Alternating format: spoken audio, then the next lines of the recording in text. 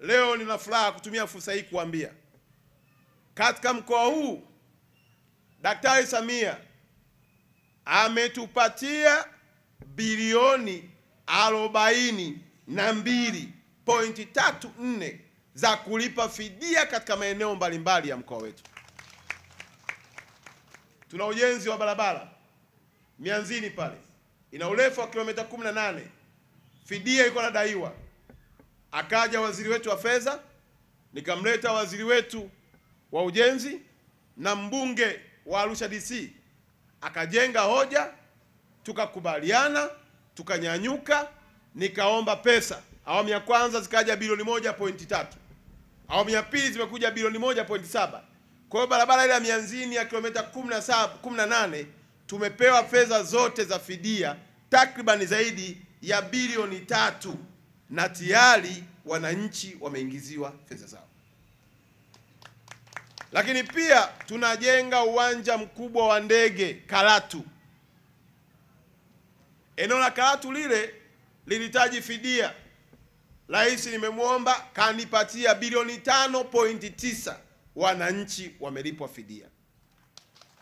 Lakini tuna mradi mkubwa Engaruka, mradi wa magadi soda utakwenda kubadilisha uchumi wa mkoa wetu.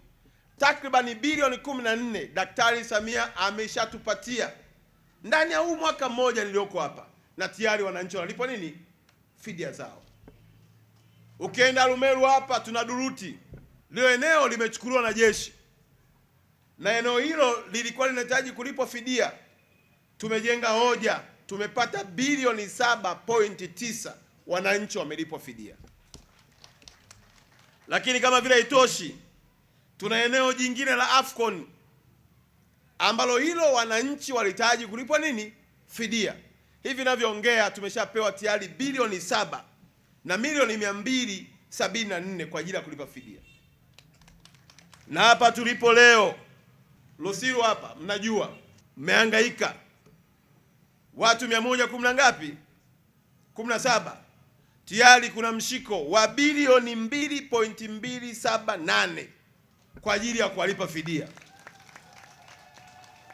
Kwa jumla tumefanikiwa chini ya uongozi wa Daktari Samia, kwa kukaa kwenye meza ya mazungumzo, tumepata bilioni 40 ngapi?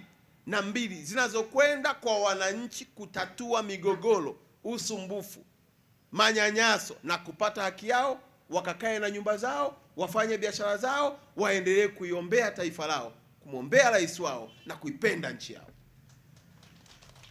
Na jambo hili si sifa ya mtu mmoja. Serikalini tunaita collective responsibility, uwajibikaji wa. Unaisikia kelele, malalamiko, unatuma mkuu wako wa wilaya. Mkuu wa wilaya ana katibu tarafa. Katibu tarafa ana mtendaji wa nini? Wa kata. Watakaa pale, watashirikiana, watapanda. Likimzidi katibu tarafa linakuja kwa mkuu.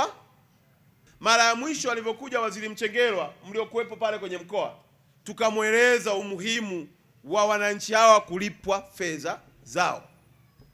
Lakini amekuja waziri wetu wa nishati na naibu waziri mkuu Mheshimiwa Doto Biteko, tukamweleza umuhimu wa watu kulipwa nini, na anaandika barua, nina saini, waziri anakula kopi, anakula kopi, anakula kopi. Tukikaa tukipigana Simba anasikiliza. Mimi sitaki mkoa wangu watu wanalilia haki zao, nataka watu wapewe nini?